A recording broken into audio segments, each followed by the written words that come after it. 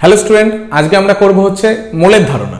এখানে আমরা কি কি দেখব? এখানে দেখব হচ্ছে মোল কি জিনিস, মৌলিক অণু, যৌগিক অণু কি জিনিস, মোলার ঘনত্ব কি জিনিস বা মোলার ভর কাকে বলে সেটা কি জিনিস, এবং সবচেয়ে ইম্পর্টেন্ট হচ্ছে অ্যাভোগাড্রো নাম্বারটা কি। এবং এর দ্বারা আমরা নির্ণয় করে থাকবো হচ্ছে যে কোনো অণু বা পরমাণুর ভর কি করে নির্ণয় করে। তাহলে চলো শুরু করা যাক।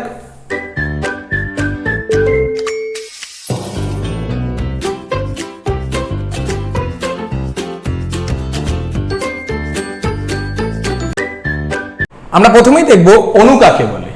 আর অণুর দুটো পার্ট রয়েছে, একটা হচ্ছে মৌলিক অণু আর একটা হচ্ছে যৌগিক অণু। ঠিক আছে, অণু বলতে বোঝাচ্ছে কোনো পদার্থের এমন একটা সত্তা বা এমন একটা জিনিস যার মধ্যে ওই পদার্থের সমস্ত বৈশিষ্ট্য ধারণ করছে, সেটা হচ্ছে অণু। মানে আমরা যদি কোনো অণুর বৈশিষ্ট্য জানতে পারি, কোনো একটা পার্টিকুলার যে কোনো একটা পদার্থে যদি আমরা অণুর বৈশিষ্ট্য জানতে পারি, তাহলে আমরা সেই পদার্থ কি কি বৈশিষ্ট্য আছে সেগুলি জানতে পারবো। ঠিক আছে, এবার বলছে অণুকে দুভাগে ভাগ করা হচ্ছে, একটা হচ্ছে মৌলিক অণু আর একটা হচ্ছে যৌগিক অণু। নামেই বোঝা যাচ্ছে মৌলিক মানে একাই থাকবে, যৌগিক মানে একাধিক থাকতে পারে।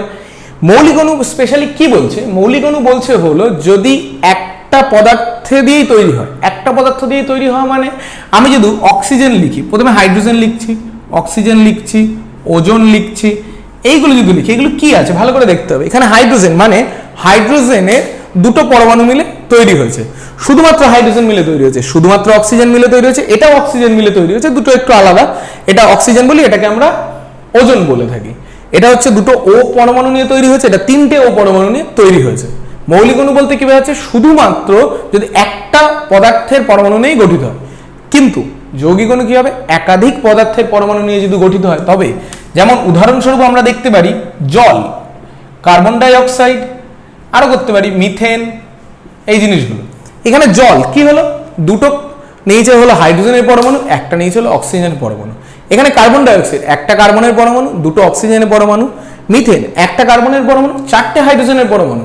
তার মানে কি হচ্ছে? এখানে কার্বন হাইড্রোজেন আছে, এটা এরকম আরো হতে পারে, দুই বা ততোধিক, তিনটে দিয়েও হতে পারে আমাদের, এমন না যে শুধু দুটোতেই হবে। তার মানে যৌগিক অণু বলছে কি একাধিক মৌলের পরমাণু দ্বারা গঠিত পদার্থকে বা অণুকে আমরা বলবো যৌগিক অণু। আর যদি একটা মৌলেরই পরমাণু দ্বারা গঠিত হয় তাকে বলবো আমরা মৌলিক অণু। এর সাথে সাথে আমাদের একটা কোশ্চেন আসে পরীক্ষায়, সেটা হলো পারমাণবিকতাটা কি? পারমাণবিকতা কি? পারমাণবিকতা হচ্ছে হলো কোনো মৌলের মধ্যে, সেটা মৌলিক অণু থাকতে পারে বা যৌগিক অণু থাকতে পারে, তাদের যে কটা পরমাণু আছে সেটা হচ্ছে তার পারমাণবিকতা। যেমন যদি আমি ধরে নিই হাইড্রোজেন, আচ্ছা হাইড্রোজেন কটা হাইড্রোজেন দিয়ে তৈরি হচ্ছে? দুটো, তাহলে পারমাণবিকতা কত? 2।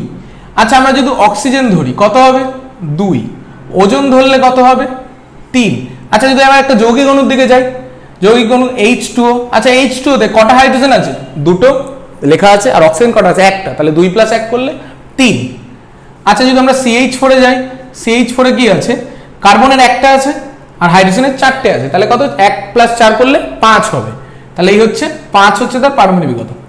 তাহলে বোঝা গেল পারমাণবিকতা বোঝাচ্ছে কটা পরমাণু আছে, সেটাই আমাকে পারমাণবিকতা বোঝাচ্ছে। আর এই মৌলিক অণু, যৌগিক অণু আমাদের ডেফিনেশন দেবে, সাথে ডেফিনেশনের সঙ্গে উদাহরণ আমাকে দিয়ে দিতেই হবে, না চাইলেও আমাকে দিতে হবে। এই হচ্ছে ব্যাপার। এবার এটার পরে যদি আমরা আসি, সেটা হচ্ছে সবচেয়ে ইম্পর্টেন্ট জিনিস, সেটা হচ্ছে অ্যাভোগাড্রো সংখ্যা। অ্যাভোগাড্রো সংখ্যা আমি লিখে নিই আগে।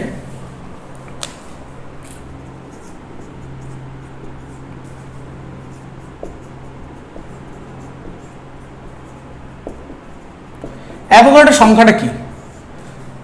বিজ্ঞানী অ্যাভোগাড্রো এই জিনিসটা দিয়েছিল, অ্যাভোগাড্রো সংখ্যা সম্বন্ধে আমাদের একটু জানতে হবে।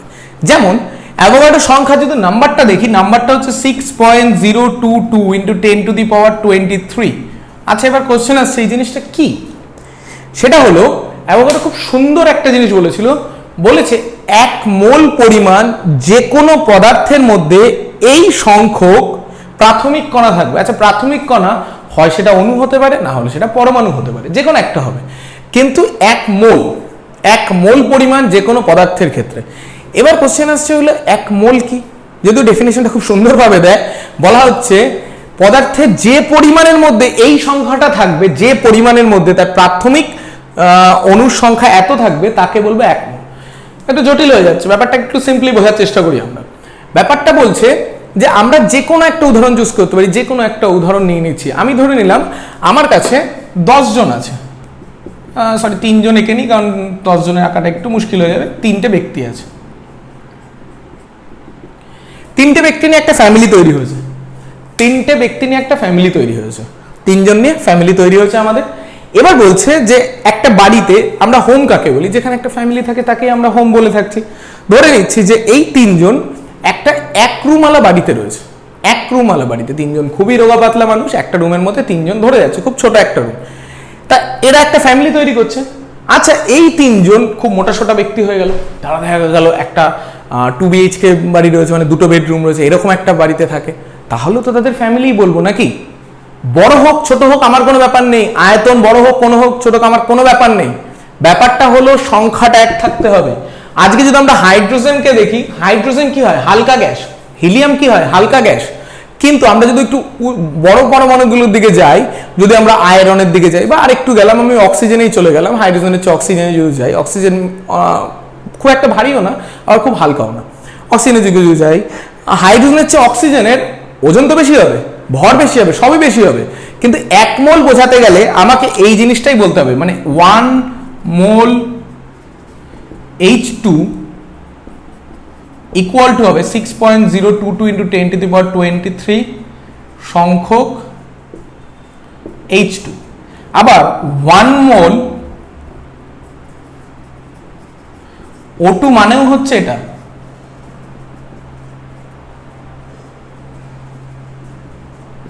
এবার আমি ধরে নিচ্ছি এই 1 মোল হাইড্রোজেন এইটুকুতে থাকতে পারে, এইটুকুতে হাইড্রোজেন থাকতে পারে কত? 1 মোল থাকতে পারে, ঠিক আছে। কিন্তু অক্সিজেনের ক্ষেত্রে দেখা গেল এই আয়তনটা এতটা বেশি লাগলো, অক্সিজেনের ক্ষেত্রে বেশি লাগতে পারে, কারণ অক্সিজেন কি হয়? ভারী আছে, ও অনেক বেশি জায়গা দখল করে থাকবে, একটু আয়তনে বড় হতে পারে, সবই হতে পারে, কিন্তু এই দুটোই 1 মোল হবে, মোলের দিক থেকে একই থাকবে, মোল একই থাকবে, সে বেশি আয়তন দখল করে থাকুক কম আয়তন দখল করে থাকুক সেটা আমার ব্যাপার না। যদিও পরবর্তীকালে দেখবো একটা কন্ডিশন আমরা বেঁধে দিই যে আয়তন কত হওয়া উচিত, সেই কন্ডিশন বেঁধে দিই, কিন্তু সেটা বাদ দিলেও আমাদের এখানে মাথায় রাখতে হবে এই সংখ্যক অণু বা পরমাণু যার মধ্যেই থাকবে না কেন, যে পদার্থের মধ্যেই থাকবে না কেন, তাকে আমরা 1 মোল বলে থাকবো, ঠিক আছে। এবার বলছে যে এই অ্যাভোগাড্রো সংখ্যাটা কোথায় কাজে লাগবে, মানে বেসিক্যালি অ্যাভোগাড্রো সংখ্যা দিয়ে আমরা করবো কি? তার ফার্স্ট কারণ হচ্ছে কোনো মৌলে কতগুলো পরমাণু আছে বা অণু আছে সেটা নির্ণয় করতে সাহায্য করবে, কারণ বলেই দিচ্ছে এটা অ্যাভোগাড্রো সংখ্যা, 1 মোলের মধ্যে এত কটা রয়েছে, এবং তাদের আয়তন নির্ণয় করতে সাহায্য করবে, তাদের ওজন নির্ণয় করতে সাহায্য করবে, তাদের ভর নির্ণয় করতে সাহায্য করবে, এবং আমরা যখন উঁচু ক্লাসে যাব, ক্লাস 10-এ যখন উঠব, তখন আমরা দেখব বোলজম্যান কনস্ট্যান্টের সঙ্গে একটা সম্পর্ক তৈরিতে সাহায্য করবে। গ্যাসীয় ধ্রুবক আছে একটা কে, মানে আর এর সঙ্গে কে এর সম্পর্ক, ওটা আমরা যখন ক্লাস 10-এ দেখব, তখন দেখব গ্যাসের আচরণ বলে একটা চ্যাপ্টার আছে, সেখানে গিয়ে দেখব যে সার্বজনীন গ্যাস ধ্রুবক এবং বোলজম্যান কনস্ট্যান্টের মধ্যে সম্পর্ক স্থাপন করছে এই মোল, এবং অঙ্ক অনেক সুবিধা হয়ে যায় এটা। কারণ কি, আজকে আমার যে কোনো মৌলই যদি জানতে পারি 1 মোল ইকুয়াল টু কত গ্রাম হয়, আমরা দেখবো এরপরেই দেখবো 1 মোল ইকুয়াল টু কোনো পদার্থের কত গ্রাম হচ্ছে, সেটা জানতে পারলে আমি কনফার্ম হয়ে যাবো, আচ্ছা তার মধ্যে তো এত সংখ্যক অণু আছে বা তার মধ্যে এত সংখ্যক পরমাণু আছে, যদি সেটা একটাই থাকে, একটা পরমাণু দিয়ে তৈরি হয়। তো এগুলো আমাদের অঙ্ক করতে অনেক সাহায্য করবে। এটা হচ্ছে অ্যাভোগাড্রো সংখ্যা। অনেক সময় আমাদের কোশ্চেন আসে অ্যাভোগাড্রো ধ্রুবক কি? অ্যাভোগাড্রো ধ্রুবক যদি দেয়, অ্যাভোগাড্রো সংখ্যার জায়গায় যদি আমাকে অ্যাভোগাড্রো ধ্রুবক দিয়ে দেয়, অ্যাভোগাড্রো ধ্রুবককে Na দ্বারা লেখা হয়, Na হচ্ছে এটা, Na হচ্ছে এই নাম্বারটা। বেসিক্যালি কি বলা হচ্ছে, বলছে অ্যাভোগাড্রো সংখ্যা ইকুয়াল টু, মানে এটা দেখায় যে অ্যাভোগাড্রো সংখ্যা ইকুয়াল টু, খুব কম টাইমে আমাদের আসে কিন্তু আসলে যেন পারি আমরা, বলছে অ্যাভোগাড্রো সংখ্যা ইকুয়াল টু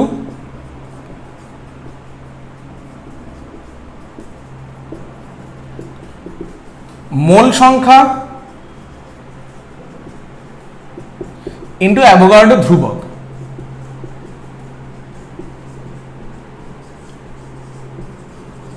মানে দেখা গেল কারোর কাছে 2 মোল রয়েছে, তার 2 মোল থাকলে তো তখন আর এই নাম্বারটা থাকবে না, তার কাছে কি থাকবে, এটা দিয়ে 2 দিয়ে গুণ হবে, যদি 3 মোল থাকে তাহলে 3 দিয়ে গুণ হবে, তাহলে অ্যাভোগাড্রো ধ্রুবক হচ্ছে এটা, তাকে যত মোল থাকবে তত দিয়ে গুণ করে দাও, অ্যাভোগাড্রো সংখ্যা আমরা পেয়ে যাব।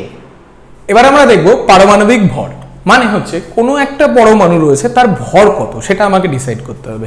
যেমন আমি যদি দোকানে যাই, দোকানে গিয়ে যদি আমি কোনো কিছু কেনার চেষ্টা করি, যদি পুরোনো দিনের কথা ভাবি যেখানে দাড়িপাল্লা ইউজ হয়, সেখানে যদি ভালো করে দেখি যে কি করি আমরা, সেখানে দেখা গেল আমি 1 কিলো আলু নেব, তো কি করবে, এক সাইডে আলু চাপাবে, অপর সাইডে বাটখারা চাপাবে, আমি যদি বলি আমি 2 কিলো আলু নেবো, তাহলে কি হবে, অপর সাইডে দেখা গেল 1 কিলো দুটো বাটখারা চাপালো বা 2 কিলোর একটা বাটখারা চাপালো। এই হচ্ছে ব্যাপার, মানে কোনো কিছুর ভর বা ওজন আমাকে অপর কোনো কিছুর সাপেক্ষে তুলনা করা হয়। যেমন আমাদের নর্মাল বস্তুর ক্ষেত্রে সেইভাবে তুলনা করা হয়, তেমনি পরমাণুর যে ভর আছে সেটাকেও আমাকে কারো না কারোর রেসপেক্টে তুলনা করতে হবে। সেগুলো তো আর আমি বলতে পারি না যে এখানে একটা পরমাণু আছে এপাশে একটা 1 কেজি বাটখারা দিয়ে দিয়েছে, এরকম হবে না। তাহলে আমাদের এই সমস্ত পরমাণুর যে ভরগুলো আছে সেগুলো কারোর সাপেক্ষে তুলনা করতে হবে। বেসিক্যালি পরমাণুর ভরকেই বলা হচ্ছে পারমাণবিক ভর।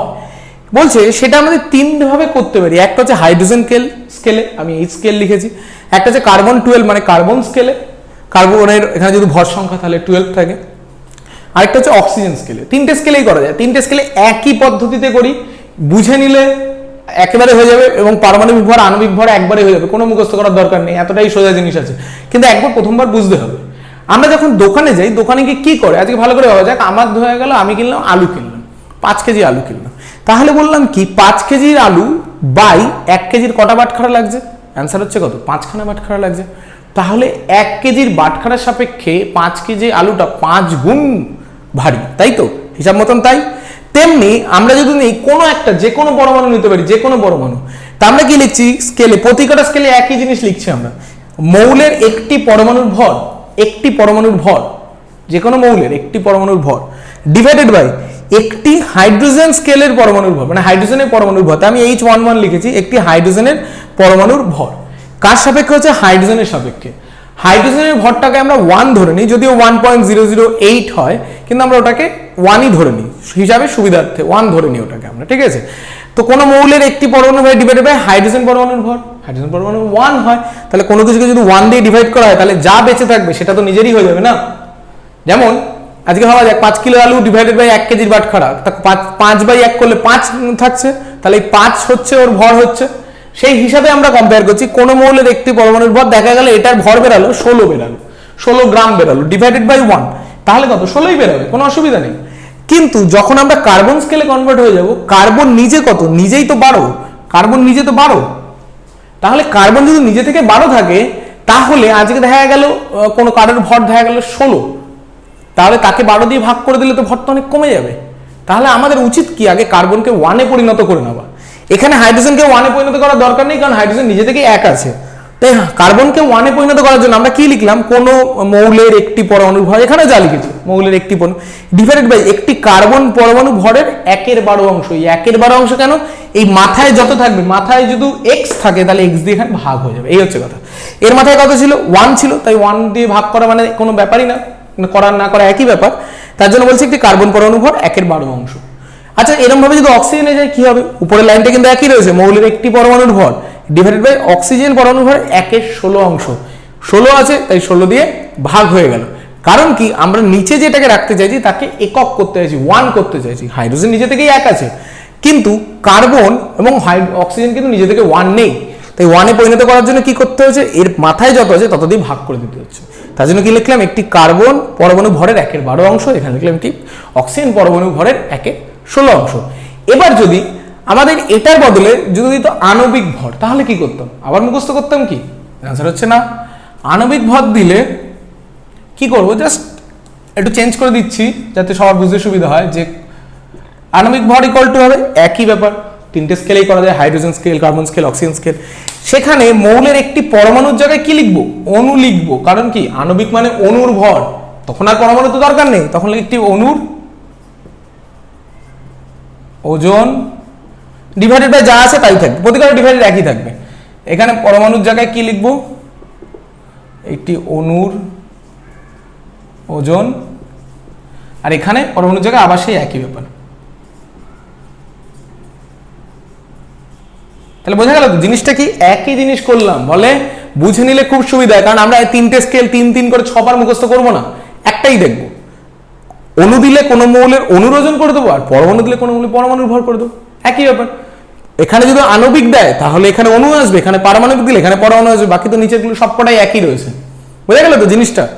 এবার আমাদের দেয় পারমাণবিক ভর একক কি, বা ছোট করে বলে 1 AMU।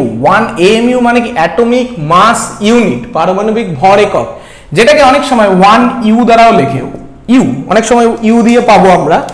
এর ভ্যালুটা হচ্ছে 1.6605 ইন্টু 10⁻⁻24 গ্রাম।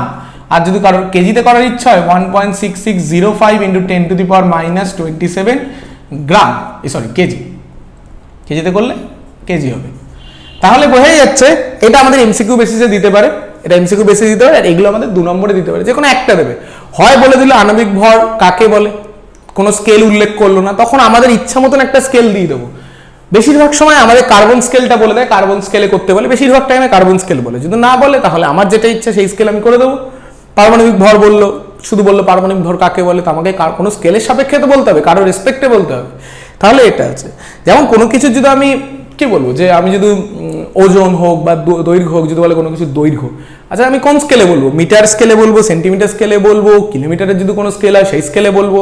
তেমনি ওজন কিসে বলবো, গ্রামে বলবো, কেজিতে বলবো না টনে বলবো, পাউন্ডে বলবো, সেরকম হচ্ছে ব্যাপার, ওটা আমার উপর ডিপেন্ড করছে। তেমনি এখানেও আণবিক ভর ও পারমাণবিক ভর ডিপেন্ড করছে হাইড্রোজেন স্কেলে বলবো, কার্বন স্কেলে বলবো না অক্সিজেন। এবার আমরা দেখবো হচ্ছে গ্রাম পারমাণবিক ভর কাকে বলে আর গ্রাম আণবিক ভর কাকে বলে। বেসিক্যালি কোনো পরমাণুর ভরকে যদি আমরা গ্রাম এককে প্রকাশ করি তাহলে আমরা গ্রাম পারমাণবিক ভর পাবো। আর যদি কোনো অণু, সেটা মৌলিক অণু হতে পারে, যৌগিক অণু হতে পারে, তাদের যদি ভরকে গ্রাম এককে প্রকাশ করি তাহলে গ্রাম পারমাণবিক ভর হবে, গ্রাম আণবিক ভর হবে। তো বোঝাই যাচ্ছে প্রথম কথাটা আসছে, গ্রাম কথাটা আসছে কারণ কি, ভরটা গ্রাম এককে প্রকাশ হবে তার জন্য। তার আগে আমরা কিছু মৌলিক অণু এবং যৌগিক অণুর কিছু পারমাণবিকতাগুলো এবং আণবিকতাগুলো বের করে নিই। যেমন হাইড্রোজেন যদি নিই, হাইড্রোজেনে কি থাকে, হাইড্রোজেনের মাথায় কত থাকে, 1 থাকে। হাইড্রোজেনের ভর সংখ্যা কত, 1। তাহলে তার গ্রাম পারমাণবিক একক 1 লেখে, যদিও টিপিক্যালি এটাকে লেখা হয় 0.1.008 গ্রাম লেখা হয়, ঠিক আছে, এটা এরকম হয়। আচ্ছা যদি আণবিক লিখি, আচ্ছা হাইড্রোজেন কি শুধু H থাকতে পারে কি, নাকি এরকম ভাবে ফর্ম করে H2 আকারে থাকে, ও সারাক্ষণ তো H2 আকারে থাকে, দুটো পরমাণু মিলে একটা অণু তৈরি হয়। তাহলে একখানা H এ যদি 1 গ্রাম হয়, H2 কত হবে, 1 × 2 মানে 2 গ্রাম হবে, ঠিক আছে, বা এটাকেও গুণ করতে পারতো, একই ব্যাপার। আচ্ছা সিমিলারলি যদি আমরা অক্সিজেনের ক্ষেত্রে যাই, অক্সিজেনের মাথায় কত থাকে, অক্সিজেনের মাথায় 16 থাকে, O16 বলে থাকি আমরা, তাহলে পারমাণবিক ভর কত হবে, 16 গ্রাম হবে। আচ্ছা আণবিক ভর কত যাবে, অক্সিজেন তো কিভাবে থাকে, O2 আকারে থাকে, তাহলে এটা হবে 32 গ্রাম। এইভাবে আমরা করব, যত মাথায় থাকে, মাথায় বলতে এই পাওয়ারটায় ভর সংখ্যা যা থাকে সেটাই তার পারমাণবিক ভর হয়ে যায়। এবং যদি দেখা গেল কোনো কিছুর অণুতে যে কটা পরমাণু নিয়ে তৈরি হচ্ছে সেটা তার আণবিক ভর হয়ে যায়। যেমন আমি যদি একটা সিম্পল দিই O3 যদি দিই, O3 মানে ওজন, ওজনের হিসাব মতন ওর পারমাণবিক তো সেই অক্সিজেনই না, অক্সিজেন তো পরমাণু, তাহলে সে 16ই হবে, কিন্তু এখানে কত হবে 3 × 48, তাহলে এটা 48-এ কনভার্ট হয়ে যাবে। এবার যদি কারো যদি মনে হয় আচ্ছা তাহলে এগুলো তো সব মৌলিক অণু বলা হলো, মৌল নিয়ে কথা বলা হলো, একটু যৌগিক অণু নিয়েও কথা বলা হোক। আচ্ছা যৌগিক অণুর ক্ষেত্রে পারমাণবিক ভর আমাদের আসবে না, কারণ কি সেখানে একাধিক পরমাণু থাকে, তার জন্য সেটা আসবে না, সেক্ষেত্রে আণবিক ভর কথাটা আসবে। যেমন একটা সিম্পল ব্যাপার CO2, কার্বন ডাই অক্সাইড। আচ্ছা এগুলো বের করবো কি করে, আমাকে বলে দেবে, মান বলে দেবে, কার্বনের ভর সংখ্যা 12, অক্সিজেনের ভর সংখ্যা 16, যদিও এটা আমাদের মুখস্থ রাখা উচিত। আগের চ্যাপ্টারে আমরা বলেছিলাম প্রথম 20টা মুখস্থ রাখতে, ওইটাই হচ্ছে ব্যাপার। তো এখানে আমাকে কার্বনের ওরা বলে দিচ্ছে, কার্বনের 12 আর অক্সিজেনের 16। আচ্ছা কটা কার্বন আছে, একটা কার্বন, তাহলে কত 12 × 1। যখনই একটা পরমাণু থেকে আরেকটা পরমাণুতে জাম্প করবো মাঝখানে প্লাস লিখবো, কি লিখবো, প্লাস লিখবো। আর অক্সিজেন আছে, অক্সিজেনের কত 16, কিন্তু কটা অক্সিজেন আছে, দুটো, তাহলে কত হলো, এটা হচ্ছে 12 + 32 মানে হচ্ছে 44। আচ্ছা এটা কিন্তু পারমাণবিক হবে না, কিন্তু এটা আণবিকে চলে যাবে, তাহলে অক্সিজেন CO2 কত, CO2 হচ্ছে 44 গ্রাম। আচ্ছা আরেকটু যাই আমরা, CH4 এ যাই, CH4 কার্বন কটা আছে, একটা, তাহলে 12 × 1 প্লাস হবে, কারণ কি বললাম একটা পরমাণু থেকে অন্য পরমাণুতে জাম্প করলে আমাকে মাঝখানে প্লাস চিহ্ন দিতে হবে। হাইড্রোজেনের কত হয়, 1 হয় হাইড্রোজেনের, হাইড্রোজেন দেখেছি 1, কতগুলো হাইড্রোজেন আছে, 4খানা, তাহলে 12 আর 4 16, তাহলে CH4 কত হলো, 16 গ্রাম হলো। আচ্ছা যদি আরো যাই, আমি একটু বড় সংখ্যায় যাই, H2SO4 কি হবে, 3খানা আছে, 3খানা পরমাণু নিতে। আর হাইড্রোজেন কটা আছে, 1, হাইড্রোজেনের পারমাণবিক কত 1 × 2 প্লাস সালফারের হচ্ছে 32, বলে দেবে, ওরা বলে দেবে, এমন না যে বলবে না, 32 × 1, কারণ সালফার 1খানা আছে। অক্সিজেন কটা আছে, 16 × 4, তাহলে কত হলো 2 + 32 প্লাস এখানে হচ্ছে কত 64, ঠিক আছে, এই হচ্ছে ব্যাপার। তাহলে ইকুয়াল টু কত হবে, এটা ইকুয়াল টু হবে 98, তাহলে H2SO4 কত হবে 98 গ্রাম। এই হচ্ছে ব্যাপার। এবার যে কোনো আমাকে যদি সংকেত বলে দেয় তার সাথে সাথে যদি মানগুলো বলে দেয় যে সেই সমস্ত মৌলের পরমাণু যেগুলো রয়েছে সেগুলোর ভর কত সেগুলো বলে দেয়, তাহলে আমরা যে কোনো কিছু সলভ করতে পারবো, যদিও আমাদের উচিত 1 থেকে 20 পর্যন্ত মুখস্থ রাখা। এরপরে যেটা আছে সেটা হলো মোলার আয়তন। মোলার আয়তন কি, বা মোলার ভর অনেকে বলে থাকে। আয়তন ব্যাপারটা কি বলছে, প্রমাণ চাপ ও উষ্ণতায়, প্রমাণ চাপ ও উষ্ণতায়, বা যেটাকে এনটিপি আমরা বলে থাকি, NTP natural temperature and pressure. এনটিপিতে যে কোনো গ্যাস সে যে অক্সিজেন হতে পারে, হাইড্রোজেন হতে পারে, কার্বন ডাইঅক্সাইড হতে পারে, যা ইচ্ছা হতে পারে, যে পরিমাণ আয়তন দখল করে থাকে তাকেই বলা হচ্ছে মোলার আয়তন। প্রমাণ চাপ ও উষ্ণতায় যে কোনো গ্যাস যে পরিমাণ আয়তন দখল করে থাকে তাকে বলে মোলার আয়তন। এর ভ্যালুটা কত হয়, আয়তনের ভ্যালুটা হয় 22.4 লিটার। এই হচ্ছে আয়তনটা হয়, যে কোনো গ্যাস হতে পারে তার আয়তন হবে 22.4 লিটার। এবার আমরা দুটো অঙ্ক দেখি, ঠিক আছে। যেমন আমাকে যদি কোশ্চেনে বলে যে 22 গ্রাম কার্বন ডাই অক্সাইডের অণু সংখ্যা কত এবং এনটিপিতে এর আয়তন কত,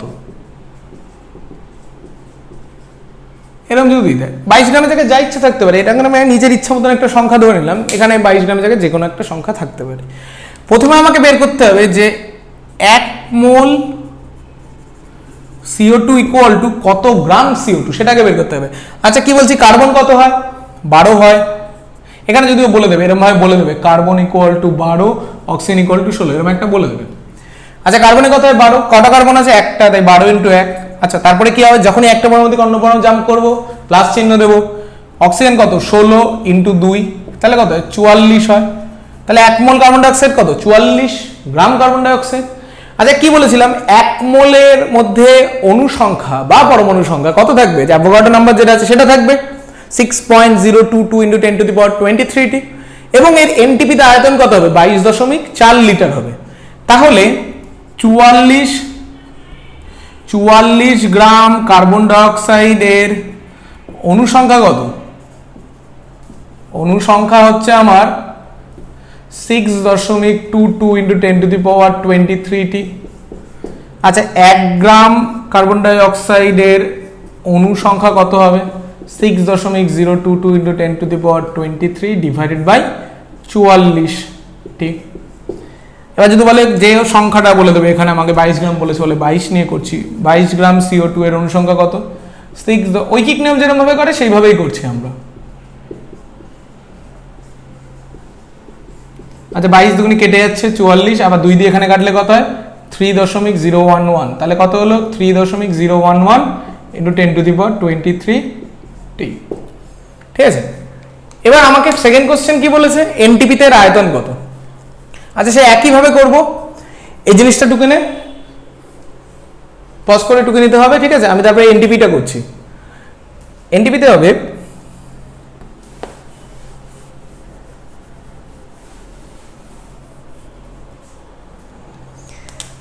এনটিপিতে 44 গ্রাম CO2 এর আয়তন 22.4 লিটার। 1 গ্রাম CO2 এর আয়তন কত হবে 22.4 বাই 44 লিটার, আর 22 গ্রামে কত হবে, একই জিনিস ঐকিক নিয়মেই করে যাচ্ছে, আলাদা কিছু করছি না। করলে 2, এটা দিয়ে কাটলে 11.2, তাহলে উত্তর কত হলো 11.2 লিটার।